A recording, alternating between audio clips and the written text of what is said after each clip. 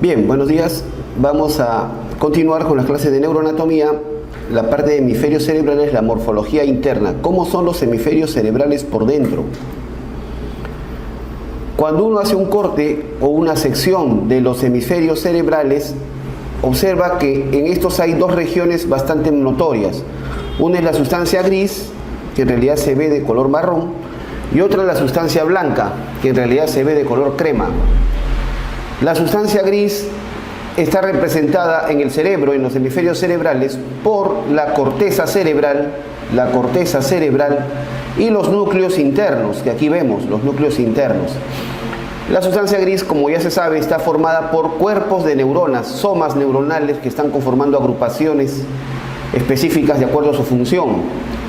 La sustancia blanca, por lo contrario, está formada por axones mielínicos. Y la sustancia blanca en el cerebro se denomina lo que es centro oval. Y estas zonas estrechas de sustancia blanca ubicadas entre los núcleos forman lo que se llaman las cápsulas, que vamos a ver en un momento. Bien, de la corteza cerebral ya hemos hablado en la clase anterior, es parte de la sustancia gris. Ahora nos toca hablar sobre los núcleos internos, los núcleos que están dentro de los hemisferios cerebrales. Y el núcleo más resaltante son estos dos elementos que vemos acá. Estos dos núcleos que vemos aquí conforman lo que se llama el cuerpo estriado. El cual está conformado, como acabo de decir, por dos componentes. Uno es el núcleo caudado y otro el núcleo lenticular. Núcleo caudado más núcleo lenticular. Lenticular, algunos libros le dicen lentiforme, es lo mismo. Los dos forman el cuerpo estriado. Por fuera de ellos hay una línea acá, no sé si llegan a ver, hay una línea oscura acá. Esto se llama el claustro o antemuro. Y por fuera del claustro ya aquí hay corteza cerebral. Si recuerdan, en el fondo de la cisura de Silvio está el lóbulo de la ínsula o la isla de Rayleigh. Esta es la corteza del lóbulo de la ínsula, pero esto es parte de corteza cerebral. Por dentro está el claustro o antemuro, más adentro el núcleo lenticular, que junto con el caudado, estos dos de acá, lenticular más caudado, forman el cuerpo estriado. No se ve en este corte, pero otras estructuras de sustancia gris son el hipocampo, la formación hipocampal o hipocampo, que no se ve en este corte, y el complejo amigdalino, que tampoco se ve en este corte, también son parte de las estructuras de sustancia gris. El cuerpo estriado, como lo acabo de decir, está formado por dos componentes.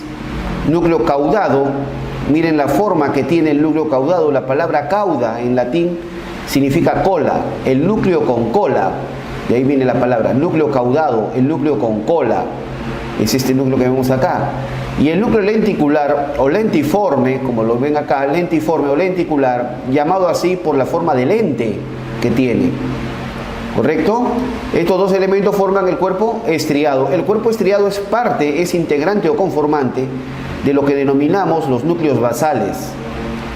Bien, núcleo lenticular más caudado. El lenticular a su vez, este núcleo lenticular a su vez está formado por dos componentes.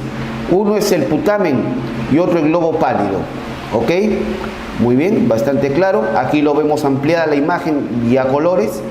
Aquí está el núcleo caudado, que como su nombre lo dice, posee una cola.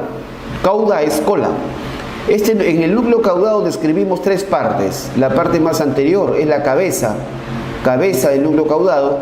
Luego tenemos el cuerpo, es la parte más alta, más superior del núcleo, y la cola, que es la parte posterior y más baja del núcleo. ¿Ok? Cabeza, cuerpo y cola son las tres partes del núcleo caudado.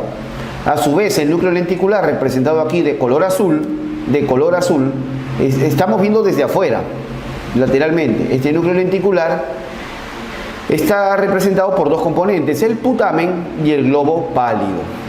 Y este de rojo que está acá es el tálamo, que ya lo hemos tratado en la clase anterior porque es componente del diencéfalo, el tálamo. Está también relacionado anatómicamente, está cerca a estos elementos.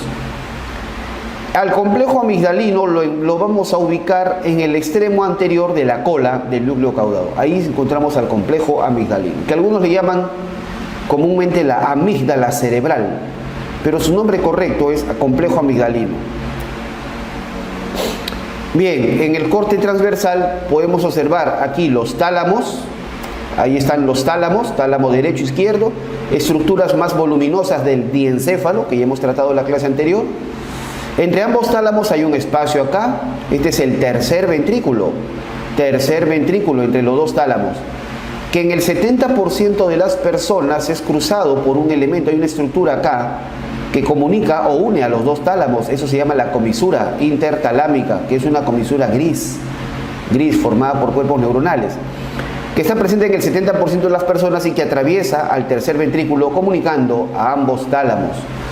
Bien, luego tenemos el cuerpo estriado, que ya les he dicho está formado por el núcleo caudado. El núcleo caudado, ahora lo vemos mejor, el núcleo caudado, que en este corte se observa la cabeza y la cola del núcleo caudado.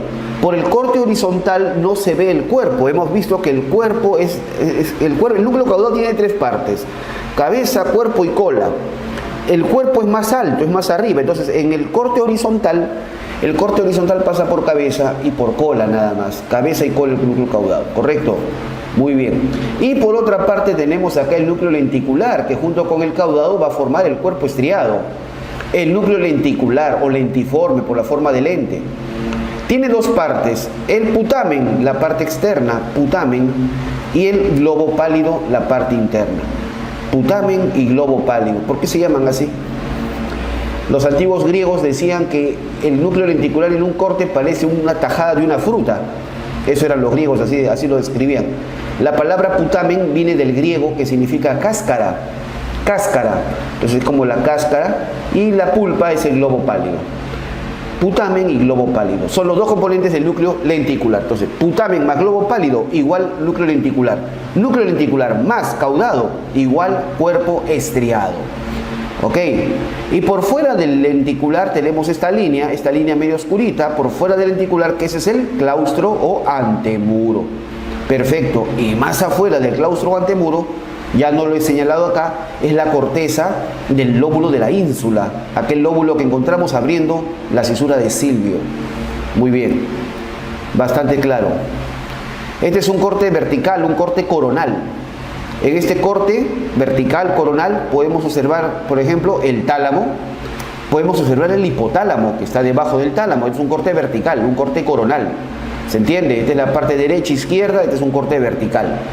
Tálamo, hipotálamo, y entre ambos, entre los dos tálamos y los dos hipotálamos, el tercer ventrículo. Acá podemos observar la comisura intertalámica que une a los dos tálamos y que está presente solamente en el 70% de las personas. ¿Ok?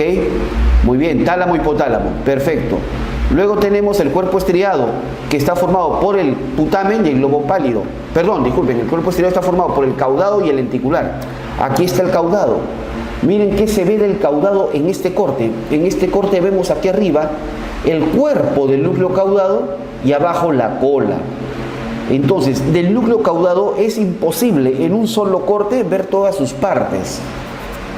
¿Correcto? Por la forma que tiene, forma de digamos, de una coma, ¿no? Forma de una coma, forma de una C, si quieren. ¿Correcto? En el corte horizontal vemos la cabeza y la cola del caudado, pero en el corte vertical o coronal como este, vemos el cuerpo y la cola del caudado. ¿Correcto? Muy bien, bastante simple. Luego tenemos el lenticular, que está formado por el putamen y el globo pálido. Y por fuera del putamen, el claustro o antemuro. ¿Correcto? En este corte vertical sí podemos ver al hipocampo. Aquí lo ven. Este es el hipocampo. Toma su nombre, hipocampo, porque es parecido o da el aspecto del caballito de mar. El caballito de mar, el hipocampo, ¿no? Si alguien no conoce un caballito de mar, les sugiero que busquen en Google cómo son los caballitos de mar. Y esto tiene el aspecto de un caballito de mar, el hipocampo. ¿Correcto? El hipocampo, ¿eh? Ustedes ven acá como el pico, el hociquito del caballito, la cabeza y el cuerpo, la pancita del caballito. Entonces, el hipocampo. ¿Correcto? Una estructura muy importante que es parte del sistema límbico. Muy bien. La sustancia blanca. La sustancia blanca en el cerebro forma lo que llamamos el centro oval. ¿Recuerdan cuando vimos cerebelo? En cerebelo la sustancia blanca ya hace muchos años dejó de llamarse árbol de la vida. Eso es historia. La sustancia blanca en el cerebelo se llama centro medular del cerebelo. Revisen la clase de cerebelo. En el cerebro, la sustancia blanca toma el nombre de centro oval, ¿correcto? La sustancia blanca del cerebro. Muy bien, en este centro oval hay axones, todos ellos, o la gran mayoría, mielínicos, ¿correcto? Eso le da el color más claro a esta región, la sustancia blanca. Axones. Estos axones forman las vías, pues los haces, los fascículos, ¿correcto? Que van a comunicar el cerebro con otras estructuras. Los numerosos axones que hay en la sustancia blanca se agrupan en tres tipos de fibras. Estos axones, estas fibras, forman tres tipos de fibras. Fibras de asociación, fibras comisurales y fibras de proyección. Son los tipos de fibras o axones que ocupan el centro oval del cerebro. Las fibras de asociación son aquellas fibras que comunican diferentes áreas de un mismo hemisferio. Es decir, acá tenemos el hemisferio izquierdo, acá tenemos el hemisferio derecho. Las fibras de asociación se mantienen dentro de un hemisferio, comunicando diferentes áreas de este. Fibras de asociación comunican áreas dentro de un mismo hemisferio, no salen del hemisferio. Las fibras comisurales comunican áreas homólogas de ambos hemisferios, es decir, pasan de un hemisferio a otro y van a comunicar áreas homólogas, es decir, comunican un área, una circunvolución específica o un grupo de circunvoluciones de la corteza cerebral de un hemisferio y van a pasar a las mismas del otro hemisferio, no van a otro sitio. Comunican áreas homólogas de ambos hemisferios. Esas son las fibras comisurales, las comisuras. Y por último, las fibras de proyección. Las fibras de proyección son aquellas fibras que salen del hemisferio y van hacia órganos, hacia otros órganos del sistema nervioso central. Por ejemplo, van al tronco encefálico o van a la médula espinal especialmente. Es decir, forman los haces descendentes o los haces ascendentes que suben. Estos fascículos, estos haces, forman las fibras de proyección. Muy bien, aquí lo tenemos. Las fibras de asociación comunican áreas de un mismo hemisferio. Se clasifican en dos grandes grupos: las fibras de asociación cortas y las fibras de asociación largas, así de claro.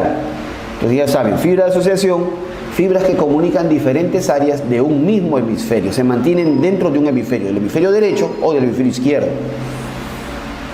Las fibras de asociación se clasifican cortas y largas. Las fibras de asociación cortas son estas que vemos acá. Comunican circunvoluciones adyacentes. Que están juntas. Esas son las cortas. Y las largas, por supuesto, van a comunicar circunvoluciones distantes entre sí, inclusive de un lóbulo hasta otro lóbulo, ¿correcto? Dentro de las fibras de asociación largas hay cuatro principales. Tenemos el fascículo longitudinal superior, que lo vemos acá. El fascículo longitudinal superior, este abanico que vemos acá. El fascículo longitudinal inferior, que es este de acá. Fascículo longitudinal, este es el longitudinal superior. Este es el fascículo longitudinal inferior. El fascículo uncinado y el famoso cíngulo. Miren bien cómo se escribe, con C. El cíngulo o el fascículo singular, con C. La palabra cingulum viene del latín, que significa cinturón. El cinturón que está alrededor del cuerpo calloso. Ese es el fascículo, o el simplemente llamado el cíngulo, conjunto de axones. Todos estos fascículos están comunicando diferentes regiones de la corteza de un mismo hemisferio. El fascículo longitudinal superior, ¿ven?, comunica áreas de la región frontal con la región parietal, con la región occipital y con la región temporal. El fascículo longitudinal inferior está comunicando el polo anterior temporal, es decir, el extremo anterior del lóbulo temporal con el polo occipital, con el extremo del lóbulo occipital. El fascículo uncinado comunica la cara inferior del lóbulo frontal con el polo anterior del lóbulo temporal, frontotemporal, por la forma de gancho que tiene, que le llaman fascículo uncinado. Uncus es gancho. Muy bien, y el cíngulo o fascículo singular, con C, mire el nombre cingulum en latín, que significa cinturón, rodea el cuerpo calloso, es parte del sistema límbico, es parte del circuito de la memoria o circuito de Papez, que vamos a ver en un rato más adelante. Muy bien. Dentro del fascículo longitudinal superior, ¿recuerdan? Dentro del fascículo longitudinal superior, sus fibras más inferiores, las fibras inferiores del fascículo longitudinal superior, forman el denominado fascículo arqueado. El fascículo arqueado, que comunica las áreas del lenguaje, el área 22 de Wernicke con el área 44 y 45 o de Broca. ¿Correcto? El fascículo arqueado, ¿cómo se llama el fascículo que comunica las áreas principales del lenguaje? El fascículo arqueado. Este fascículo arqueado es parte de, son las fibras inferiores del fascículo longitudinal superior. ¿Correcto?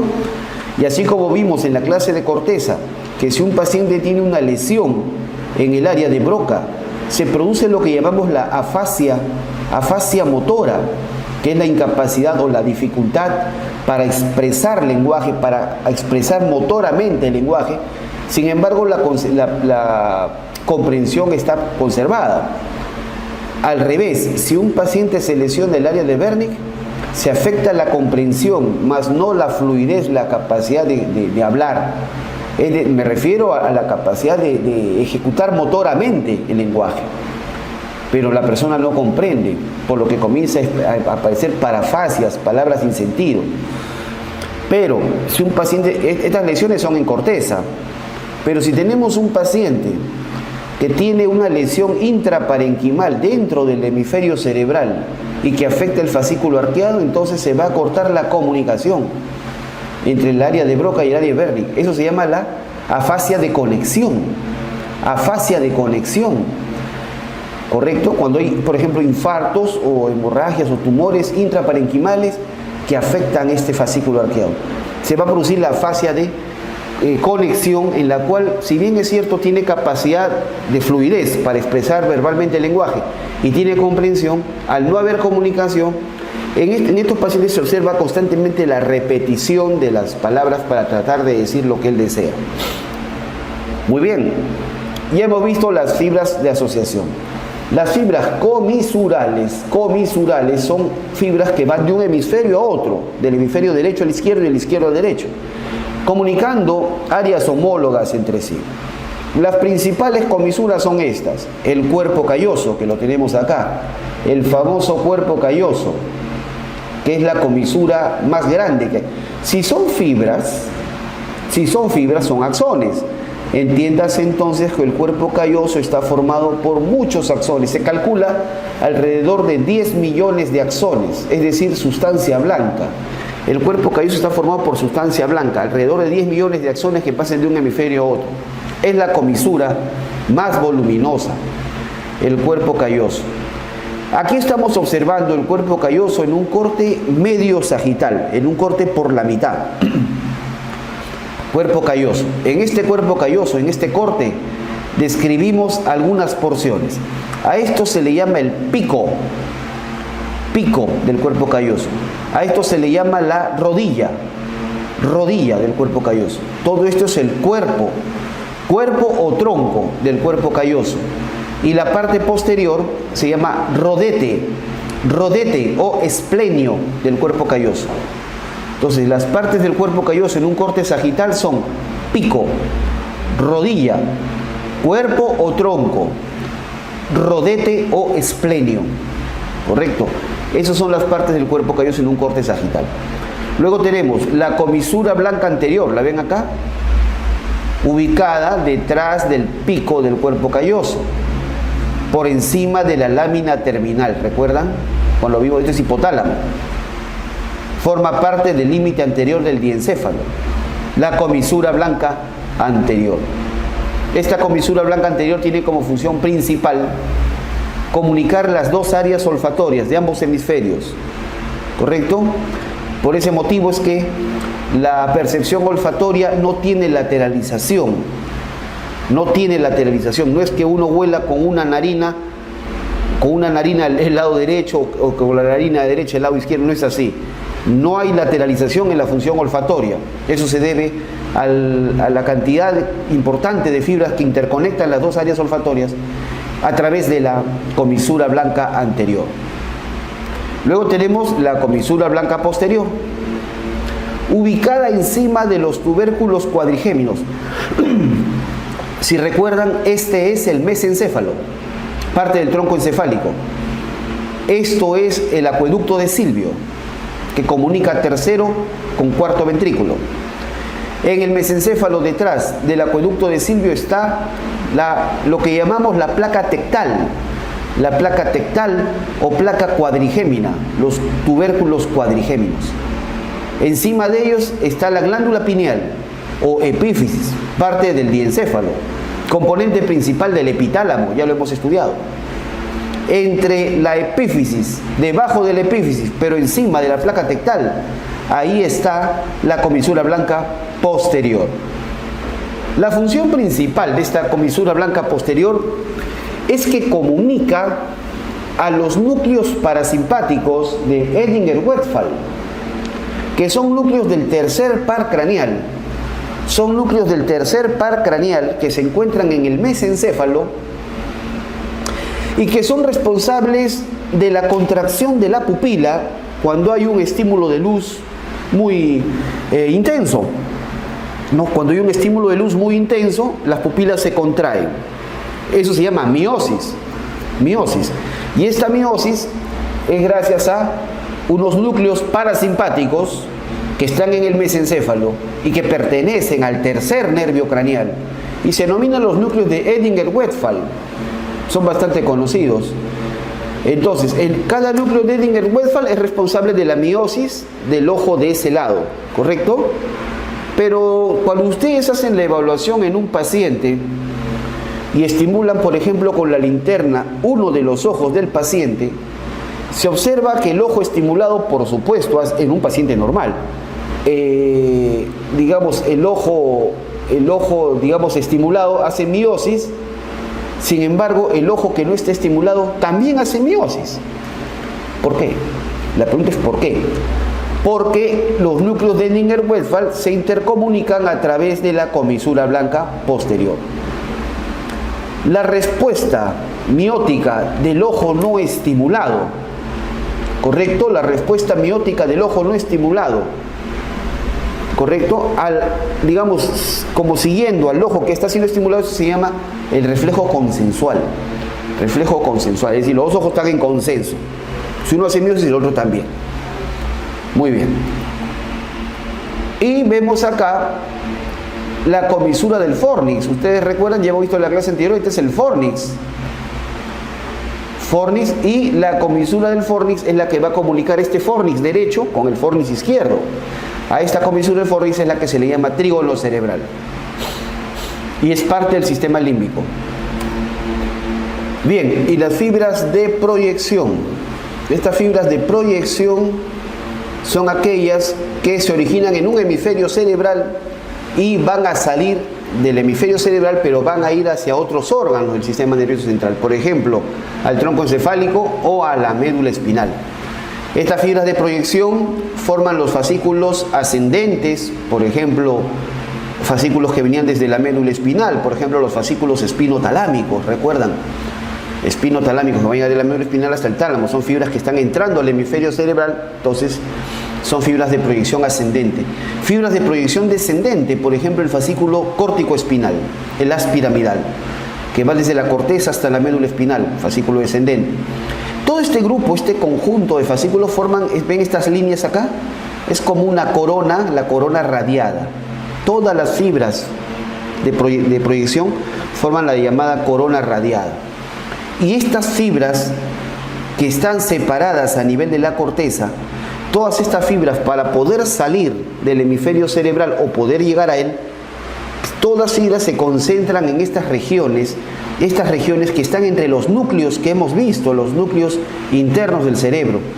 todas las fibras se concentran. Es como que fuera una gran cantidad de personas que tratan de pasar por una puerta estrecha, por un pasaje estrecho.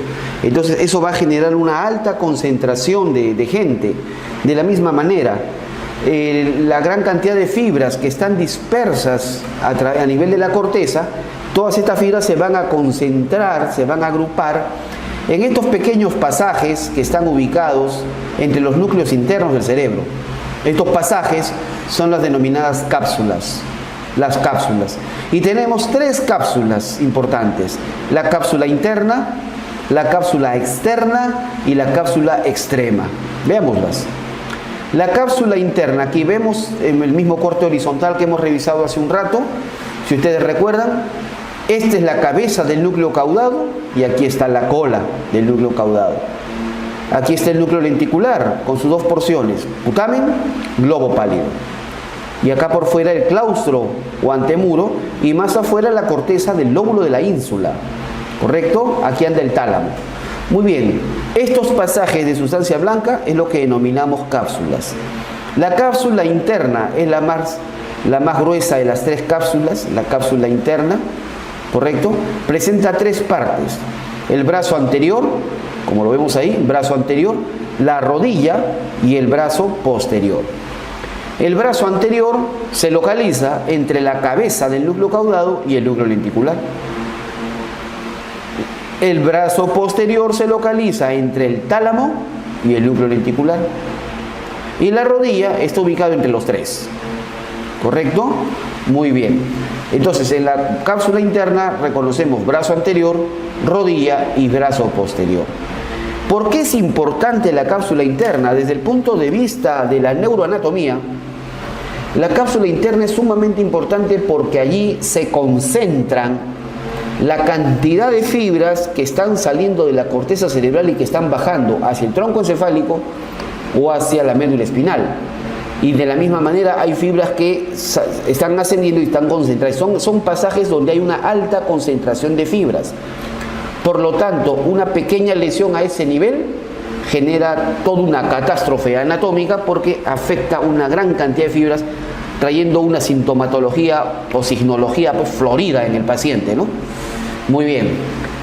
Y desde el punto de vista clínico quirúrgico, la cápsula interna es importante porque es la región del cerebro donde con mayor frecuencia ocurren pues los ictus, los desórdenes vasculares cerebrales, ¿no?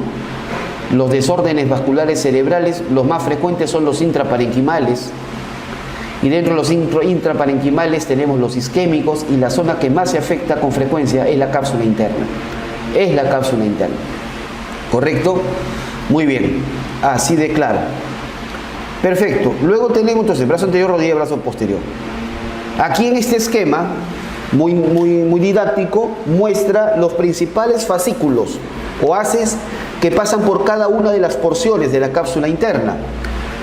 Recordemos los principales nada más. Por el brazo anterior están pasando las fibras córtico-estriadas y córtico-pontinas. Córtico-estriadas principalmente. ¿Correcto? Que van de la corteza al núcleo caudado y al putamen.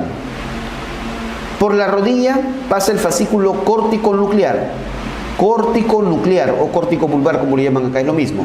El córtico nuclear, que controla los movimientos voluntarios de la cabeza, de la cara, de toda la cabeza.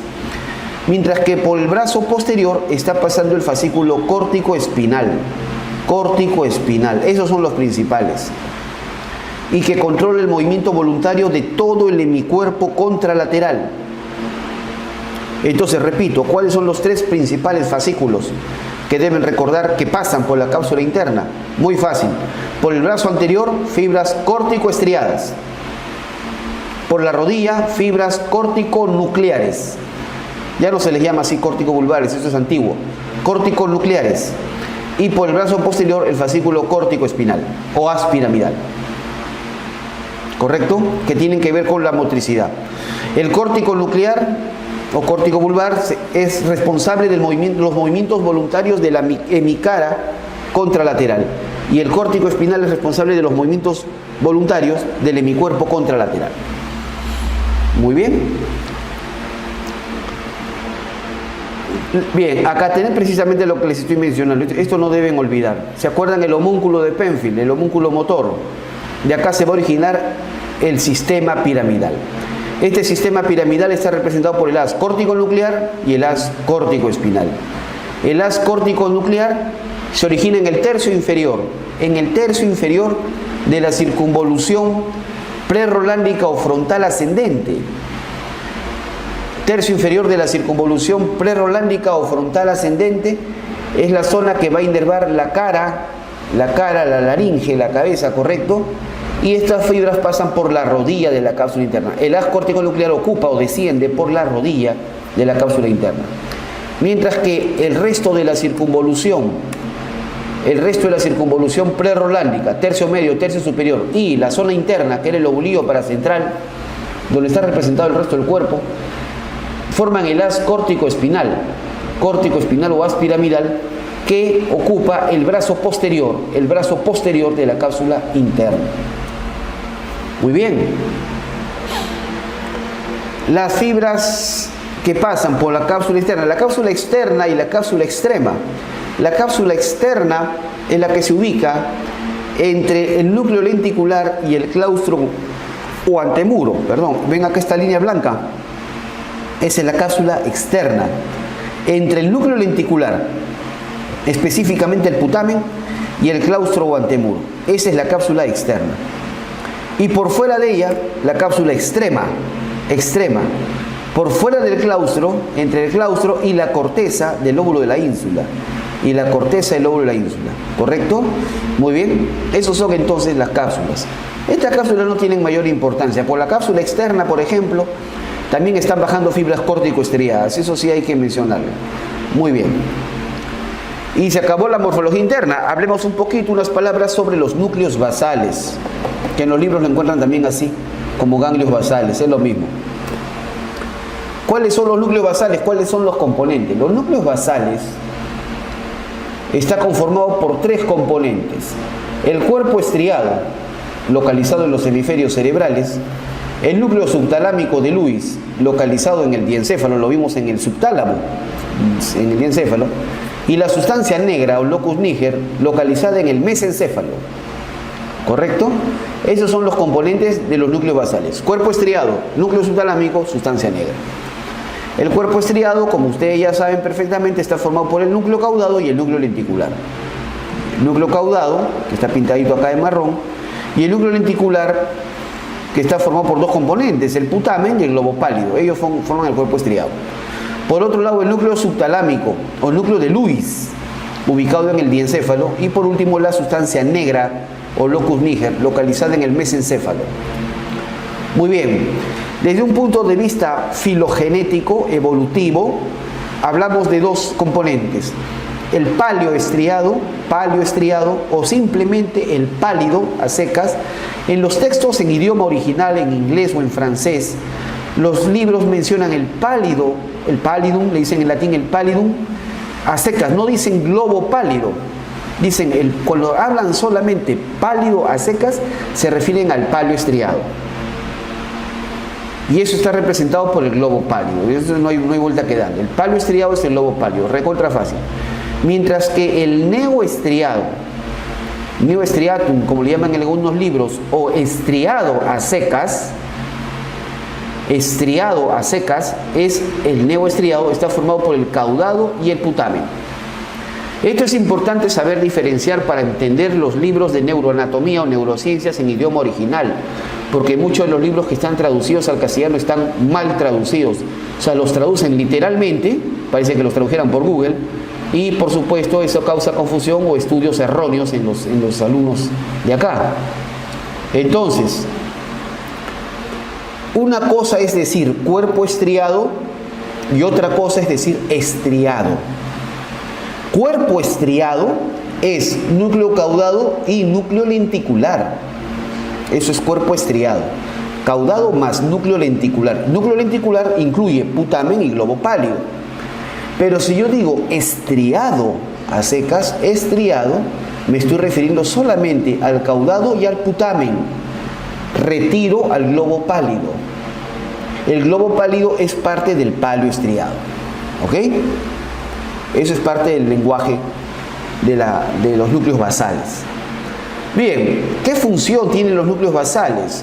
Los núcleos basales se van a interconectar con el tálamo y se van a interconectar con la corteza cerebral. Correcto, los núcleos basales se interconectan con el tálamo. ¿Qué núcleos del tálamo? Especialmente el núcleo ventral anterior y ventral lateral. Y con la corteza cerebral, especialmente el área premotora, área 6 de Brodmann. Bien, los núcleos basales regulan la amplitud y velocidad de los movimientos, regulan qué tan amplio y qué tan rápido es un movimiento, y además participan en la iniciación de los mismos. Cuando uno habla de la fisiología del movimiento, uno habla primero de la planificación del movimiento, luego de la iniciación del movimiento y luego de la ejecución del movimiento. Y luego de la ejecución viene la regulación del movimiento. Esas son las fases del movimiento. ¿Correcto? Planificación, iniciación, ejecución y regulación del movimiento. Entonces, los núcleos basales están participando en la iniciación del movimiento y además regulan, una vez ejecutado, la amplitud y la velocidad de los mismos. Son considerados núcleos motores. En los libros, los núcleos basales en todos los idiomas los mencionan como núcleos motores. Sin embargo, los núcleos basales no envían ningún tipo de fibras descendente hacia la médula espinal, porque uno acostumbra a pensar, ¿no? Acostumbra a pensar de que las funciones motoras son siempre por medio de fascículos que bajan. Sin embargo, los núcleos basales no proyectan ningún fascículo hacia la médula espinal. Por ende, es que no es posible, digamos, acuñar un movimiento específico a la función de los núcleos basales. Decir, por ejemplo, que los núcleos basales generan tal tipo de movimiento. No es posible, ¿no? No es posible identificar un tipo específico de movimiento por los núcleos basales, pero sí se puede observar en los pacientes con lesiones de estos que evidentemente hay alteraciones motoras. Por eso es que históricamente se les ha considerado núcleos motores, porque sus lesiones van con correlaciones de alteraciones motoras, especialmente aparición de movimientos involuntarios con alteración de la velocidad y la amplitud. ¿Ok? Muy bien. ¿Cuál es el circuito más básico? Porque el circuito es bastante amplio, bastante complejo, pero para el nivel básico, el circuito general amplio de los núcleos basales es como sigue. Todo comienza, evidentemente, cuando una persona, por ejemplo, tú vas a ejecutar un movimiento, hay una zona del cerebro que es la zona de planificación del movimiento, que es el área motora suplementaria, área de planificación del movimiento. Uno planifica el movimiento, ya tiene en la mente qué movimiento va a realizar. Todo esto ocurre en fracciones de segundo. Luego, antes de que se ejecute el movimiento, el área 6, que es el área premotora, el área 6 de Brodmann, el área premotora, envía fibras descendentes hacia el estriado. No estoy diciendo al cuerpo estriado, estoy diciendo al estriado, es decir, al putamen y al núcleo caudado. Aquí está. Fibras córtico-estriadas que van de la corteza del área premotora, especialmente área 6, al núcleo caudado y al putamen. ¿Correcto? Eso es lo más básico. ¿Correcto? Y son fibras excitatorias. Generalmente llevan un neurotransmisor que es el glutamato. Son fibras glutamatérgicas, fibras que estimulan con glutamato. ¿Ok? Luego, el estriado, que es el caudado y el putamen, una vez que recibe fibras excitatorias, también recibe fibras inhibitorias, especialmente el putamen recibe fibras inhibitorias que vienen de la sustancia negra. Recordemos que la sustancia negra está en el mesencéfalo, detrás de los pies de los pedúnculos cerebrales. La sustancia negra es un centro productor de dopamina, un neurotransmisor muy importante. Y esa dopamina que produce la sustancia negra la envía al estriado, específicamente al putamen. Estas son las fibras nigroestriadas. La dopamina que produce la sustancia negra la envía al estriado. Y esta dopamina sobre el estriado ejerce función inhibitoria. Ejerce función inhibitoria.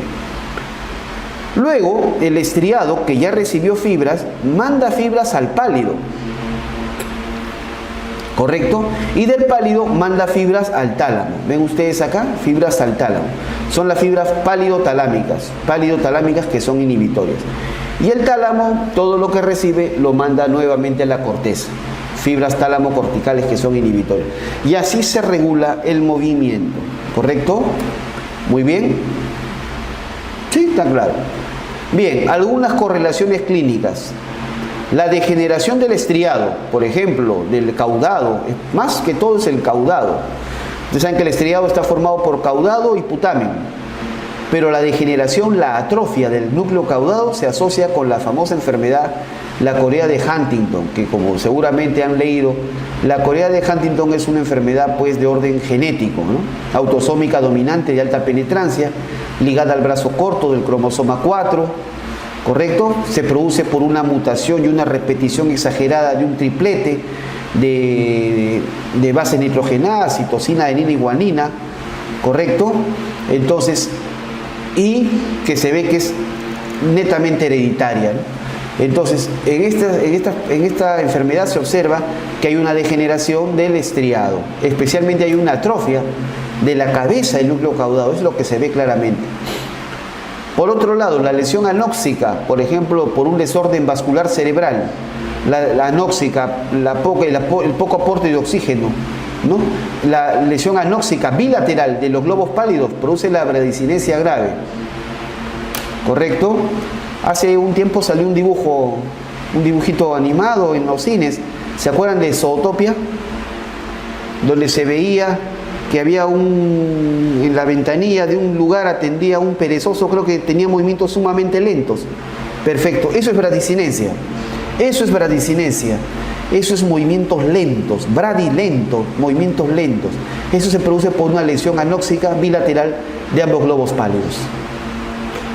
Bien, el núcleo subtalámico de Lewis, que está en el diencéfalo, también a veces se afecta por infartos, especialmente por infartos. Cuando hay un infarto que afecta los núcleos subtalámicos de Lewis, se produce el denominado hemivalismo, que son movimientos involuntarios que se originan desde la porción proximal, por ejemplo, cintura escapular, cintura pélvica, presentando el paciente movimientos involuntarios a nivel del hombro o a nivel de la cadera. El hemivalismo, hemi porque va a afectar el lado contrario del cuerpo. Entonces, una lesión característica. En videos, en YouTube hay hartos videos de estos pacientes, pueden ustedes observar. Los invito a que observen. La degeneración de la sustancia negra, locus niger, se asocia a la conocida enfermedad de Parkinson.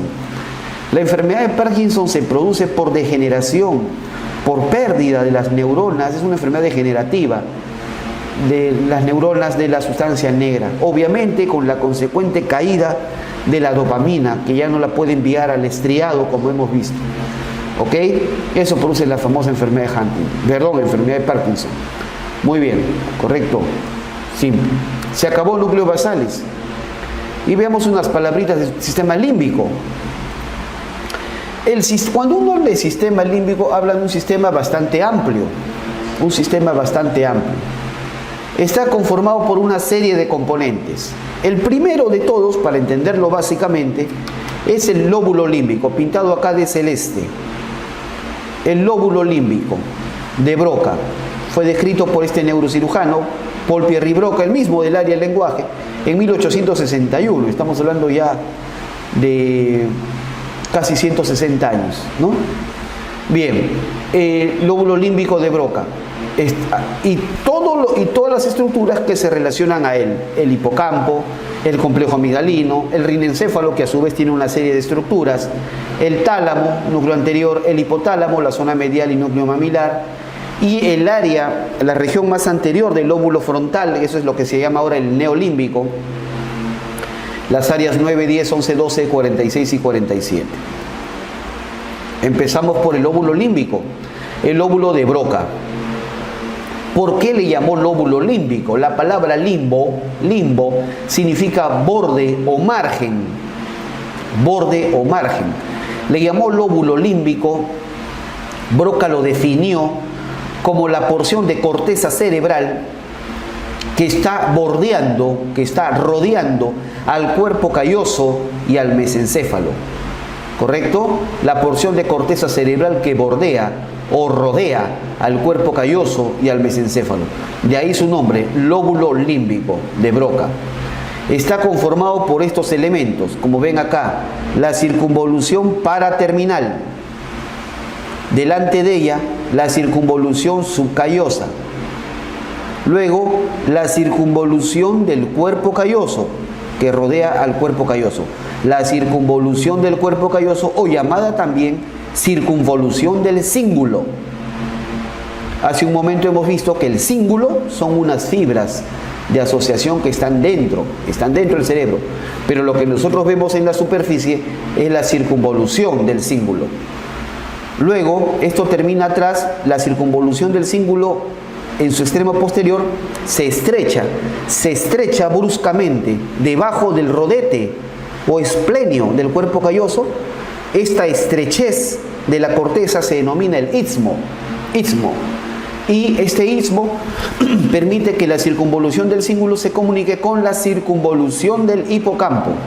Esta es la circunvolución del hipocampo, o también llamada circunvolución parahipocampal. Es lo mismo, circunvolución del hipocampo o circunvolución parahipocampal. Y termina aquí adelante con una formación engrosada, doblada hacia atrás. Eso es conocido como el uncus. Uncus en latín significa el gancho, el uncus. Termina. Y bien, estos son los componentes entonces de la circunvolución, del lóbulo límbico o de Broca. Muy bien. A este lóbulo límbico o de Broca se le relacionan dos componentes, dos centros importantes. Los dos centros cerebrales relacionados más íntimamente con el lóbulo límbico son el hipocampo o formación hipocámpica y el complejo amigdalino.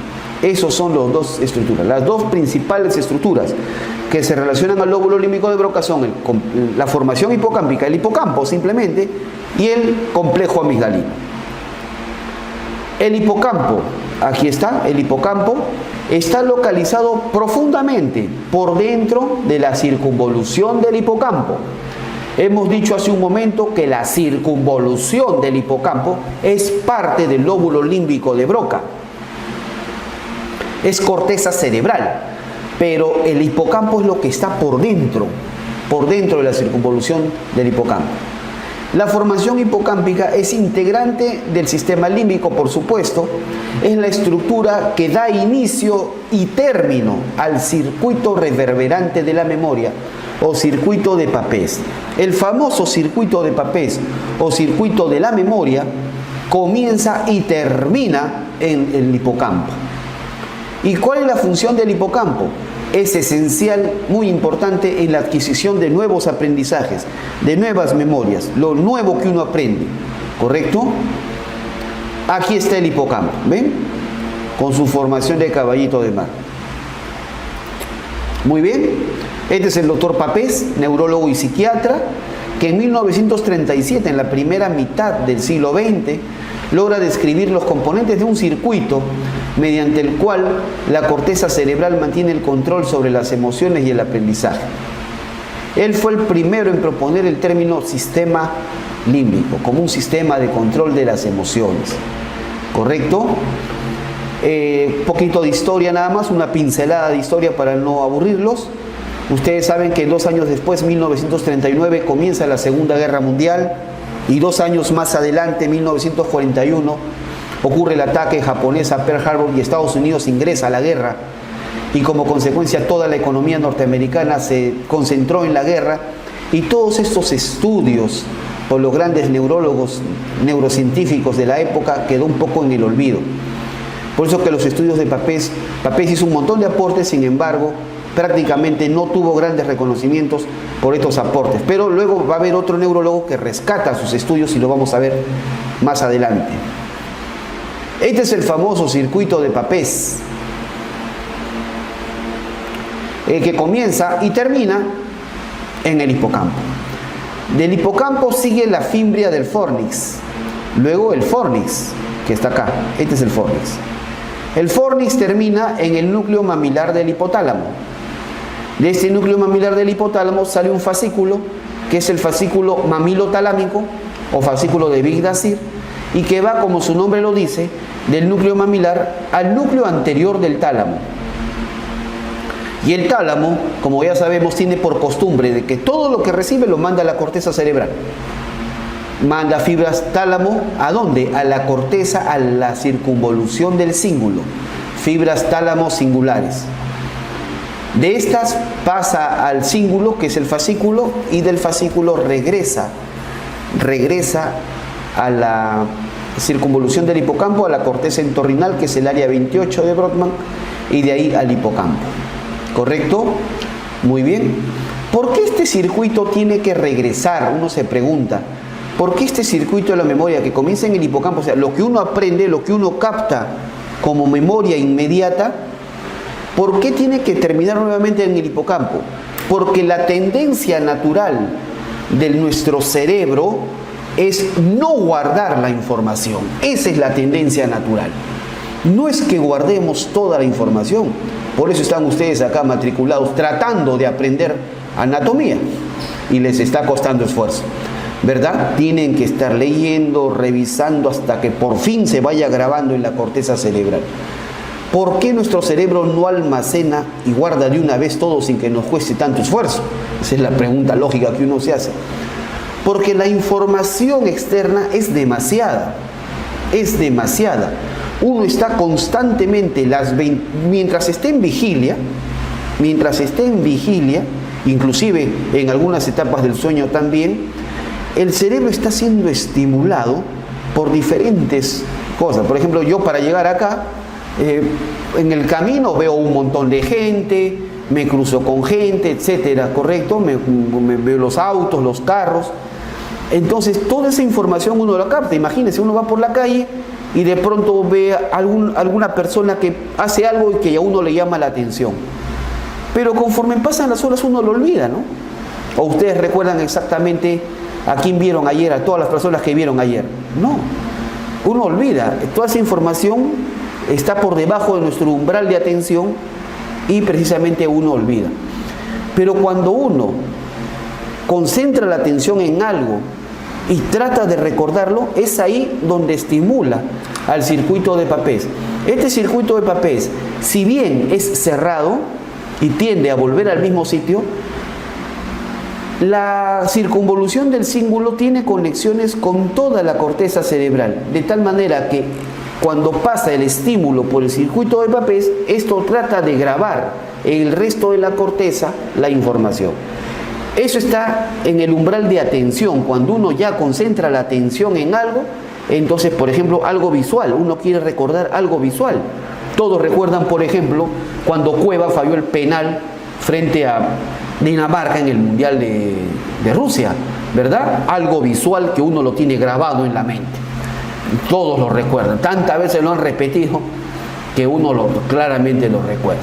Entonces, lo recuerda visualmente porque está guardado en la corteza occipital. Uno recuerda, por ejemplo, la letra del himno nacional.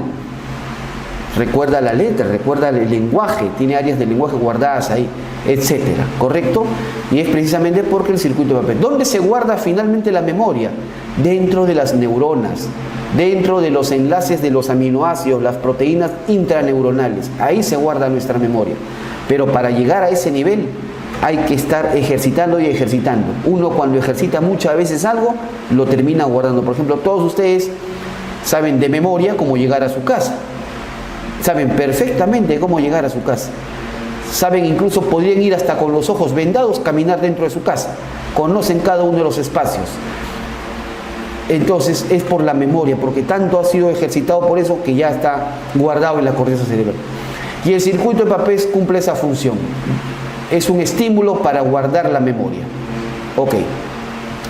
El complejo amigdalino es el otro componente del sistema límbico principal que está relacionado al lóbulo límbico de Broca. El complejo amigdalino está localizado profundamente al uncus, a nivel del uncus de la circunvolución del hipocampo. integrante del sistema límbico. En el núcleo amigdalino, en realidad se llama complejo amigdalino, porque está formado por 3 núcleos: el núcleo córtico medial, el núcleo central y el núcleo basolateral. En el ser humano, el más desarrollado es el núcleo basolateral, más desarrollado en nuestra especie, en el humano. El córtico medial lo tienen más desarrollado las especies que rigen su conducta por el olfato. El núcleo córtico, sin embargo, está presente en el ser humano. El núcleo córtico medial es un generador de respuestas instintivas y conductas asociadas al estímulo olfatorio. Por ejemplo, de pronto, después de mucho tiempo, uno percibe en una persona, por ejemplo, el olor a un perfume que de repente nos hace acordar a alguien especial. ¿Correcto? Entonces, ese olor automáticamente te evoca recuerdos y hasta emociones de cualquier tipo. ¿Cómo se llama? Precisamente por haber estimulado el núcleo córtico medial, que lo tenemos los humanos. Sin embargo, esto es mucho más poderoso en los animalitos que rigen su conducta por el olfato, como los perros, los gatos. ¿Correcto? Entonces, este núcleo córtico medial lo tienen más desarrollados ellos. En los humanos, nosotros tenemos más desarrollado el núcleo basolateral de este complejo amigdalino. Este es más desarrollado en nosotros. Y es un generador también de respuestas instintivas y conductas asociadas, pero a estímulos corticales, neocorticales. Por ejemplo, visión, audición, ¿no? Por ejemplo, si estás caminando llegas muy tarde a tu casa y de pronto, de repente se cortó el fluido eléctrico en tu barrio. Entonces tienes que caminar un cierto trayecto para llegar a tu casa. Y de pronto estás caminando y te faltan todavía algunos metros para llegar y de pronto escuchas detrás tuyo unos pasos sospechosos. Ese sonido te hace entrar en alerta, de pronto en miedo, en temor, de repente en querer huir de ahí o de repente generar enfrentamiento. Esas respuestas están formadas por el núcleo amigdalino, en este caso el núcleo basolateral, porque el estímulo ha sido auditivo, ¿no? O de pronto tú estás tranquilo en un sitio determinado y ves a 2 personas que comienzan a pelearse. Entonces, se comienzan a insultar y comienzan a pelearse. Entonces hay un estímulo visual y un estímulo auditivo, y eso genera una respuesta en ti de alerta, de posición de defensiva, o de pronto también entras al baile. Entonces, ¿cómo se llama? Eso es por el núcleo basolateral del complejo amigdalino. ¿Correcto? Sin embargo, los seres humanos no somos 100%, digamos, pura respuesta a los estímulos, ¿no? No somos pura respuesta, sino seríamos como los animales, o como algunos que salen en las noticias, ¿verdad? Nosotros, cuando tenemos, por ejemplo, este complejo amigdalino genera una respuesta frente a estos estímulos, existe la corteza prefrontal, las áreas 9, 10, 11, 46, 47 que hemos visto, área prefrontal, que es la que regula e inhibe esas respuestas que genera el complejo amigdalino. La corteza prefrontal se encarga, es el área del juicio, del análisis, el raciocinio, la valoración de la situación. ¿Correcto?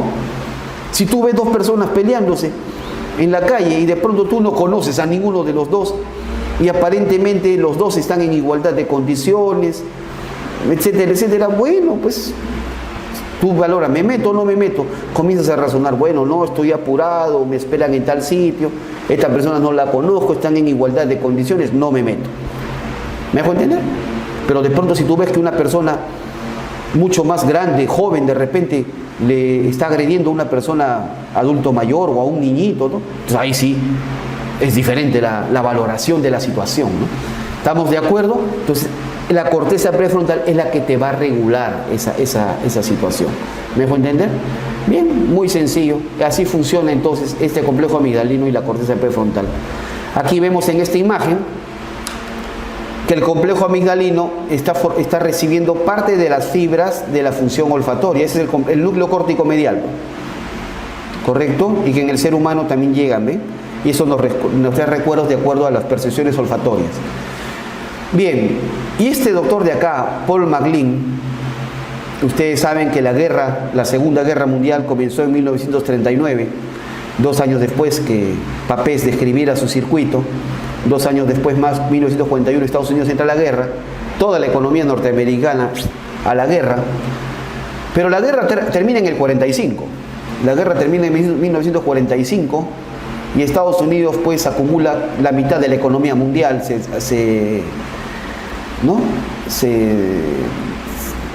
¿cómo se llama esto? Se vuelve el país más poderoso del mundo. Y toda esa gran economía que tiene también la invierte en ciencia. Y en 1955, 10 años después de haber terminado la guerra, aparece este doctor, Paul MacLean.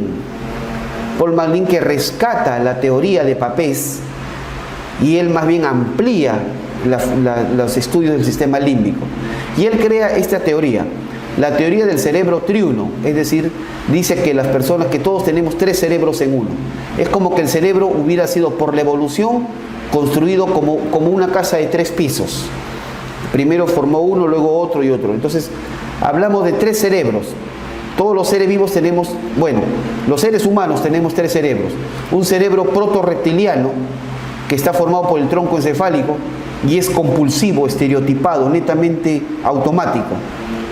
El cerebro paleomamífero, formado por el sistema límbico, emocional, reactivo, impulsivo. ¿Me dejo entender? Como podemos ver en algunas noticias, cuando un hombre agrede a una mujer, por ejemplo, es lo que se ve actualmente, ¿no? Por una reacción, por un impulso, no valora la situación. Es paleomamífero, completamente, emocional, reactivo. Y existen en las personas normales un cerebro neomamífero, formado por nuestra corteza cerebral. Yo siempre destaco la función de la corteza prefrontal, que regula emociones, analiza, valora la situación, ¿correcto? Ese es nuestro cerebro moral, ¿correcto? Y eso es propio pues de las personas normalmente constituidas. ¿Ok? Muy bien, esa es la teoría del sistema límbico. Y hablemos de vascularización, irrigación del cerebro. Muy bien, ya hemos visto en clases anteriores la irrigación de la médula espinal, la irrigación del tronco encefálico y la irrigación del cerebelo. Vamos a hablar ahora de la irrigación del cerebro. ¿Cómo es la cosa? Muy sencilla. Hay que recordar primero, como base de todo, que la irrigación de todo el sistema nervioso central está dada por 2 sistemas arteriales. Un sistema arterial anterior, llamado sistema carotídeo, porque va a estar formado por la arteria carótida interna, y un sistema arterial posterior, o vértebro-basilar, formado por las arterias vertebrales y que van a formar la arteria basilar. Esos son los 2 grandes sistemas arteriales del cerebro. Sistema arterial anterior o carotídeo y sistema arterial posterior o vértebro-basilar. Bien, la arteria carótida interna se origina de la carótida común. Esta es la arteria carótida común.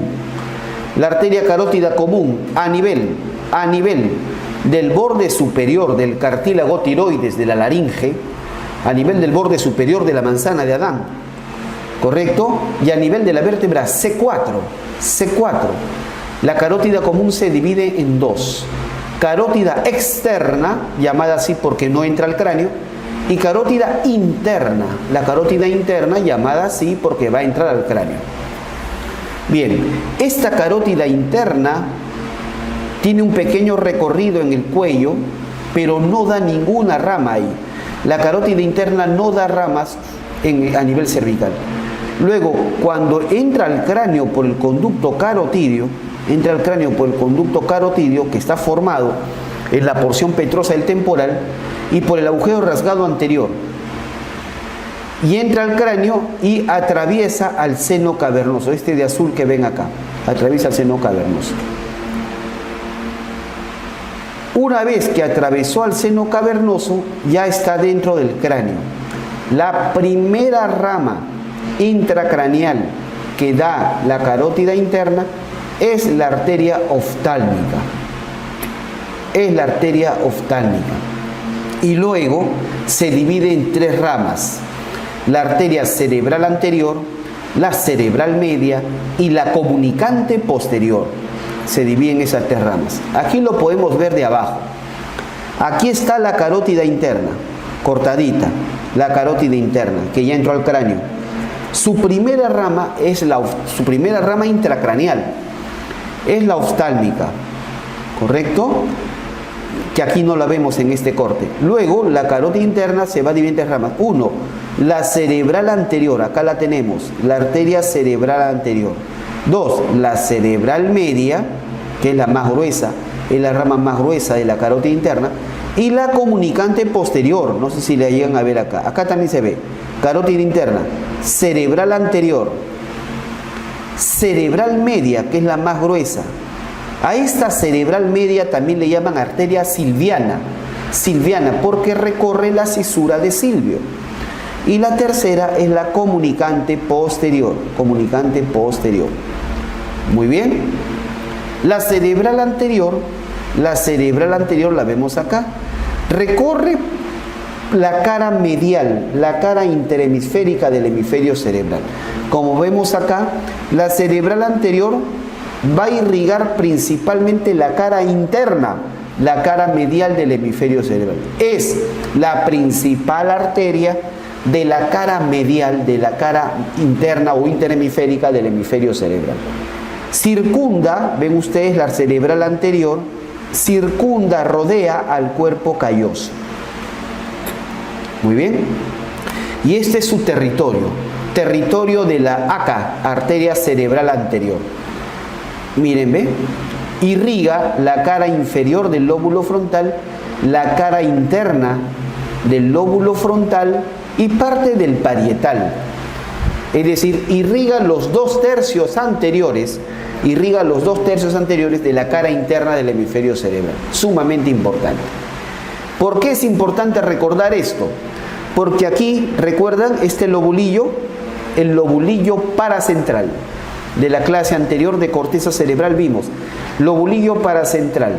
Y aquí está representado, ¿se acuerdan el homúnculo de Penfield? El hombrecito dibujado.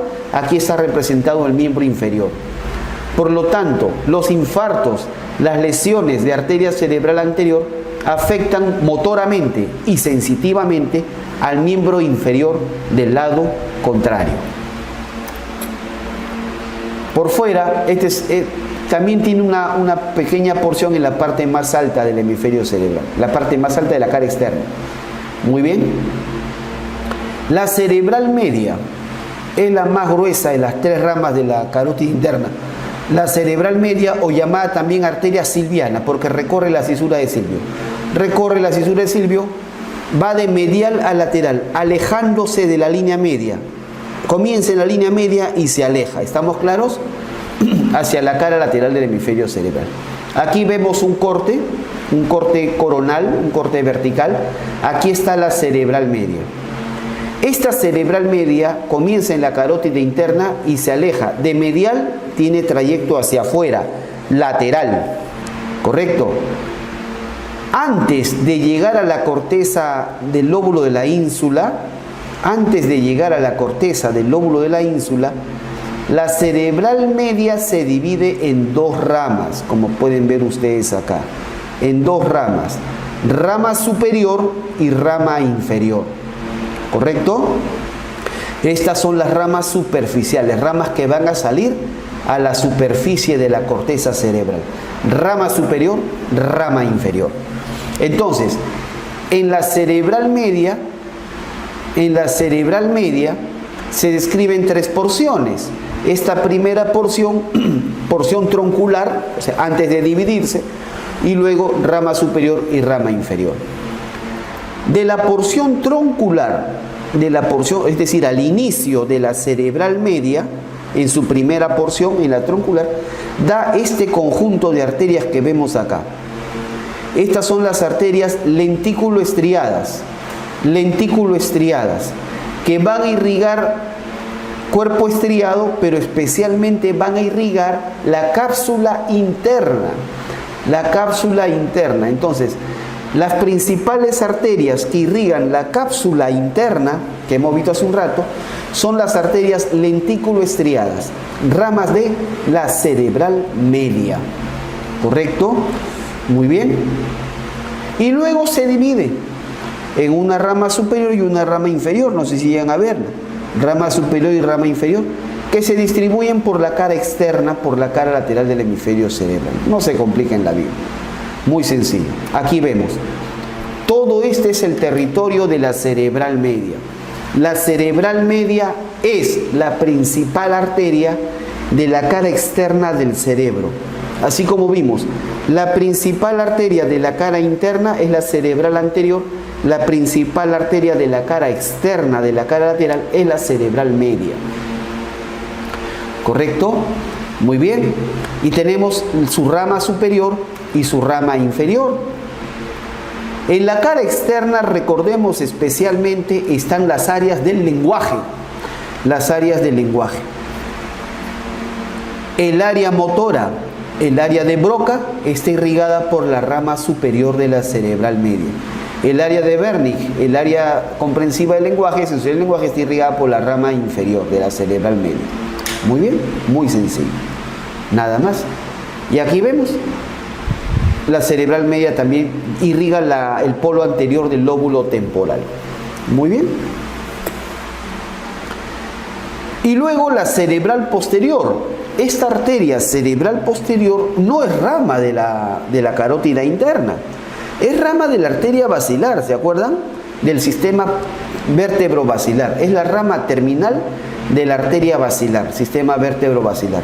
Y recorre principalmente la cara inferior y medial de los lóbulos temporal y occipital. Aquí está. Esta es la cerebral posterior, que irriga principalmente la cara inferior y medial de los lóbulos temporal y occipital. Entonces, la arteria cerebral posterior comienza irrigando la circunvolución del hipocampo y dentro de ella al hipocampo. Quiero mencionar que el hipocampo es la estructura más sensible a la hipoxia de todo el cerebro o en todo el sistema nervioso central. La estructura más sensible a la falta de oxígeno es el hipocampo, ¿correcto? Y es irrigado por la cerebral posterior. El hipocampo, recordamos nosotros, el que daba inicio y término al circuito de Papez y el que permite captar los estímulos. Por lo tanto, cuando hay un momento de hipoxia, el paciente, la persona rápidamente tiene un síncope, pierde momentáneamente la conciencia y luego no recuerda nada. ¿Qué pasó? ¿Por qué? Porque el hipocampo ha sido afectado, ¿correcto? Y esta cerebral posterior también es la arteria que irriga las áreas visuales, las áreas de la visión que están sobre la corteza occipital que ya hemos estudiado, ¿correcto? Muy sencillo. Y este es el territorio de la cerebral posterior, área de circunvolución del hipocampo, uncus, ¿no? Y lo que es áreas visuales de corteza occipital. Por fuera también tiene ahí el área occipital. Muy bien. Y por último, el famoso polígono, en realidad su nombre es el círculo arterial. Su nombre internacional se le conoce como el círculo arterial del cerebro. En todos los idiomas se le menciona como círculo, traducido al castellano, círculo arterial del cerebro. Yo no sé quién inventó la palabra polígono, pero toditos acá en castellano lo han seguido. El nombre internacional, ustedes buscan los artículos internacionales de neurociencia, lo llaman como círculo arterial del cerebro. ¿Correcto? Está localizado en el centro de la base del cerebro.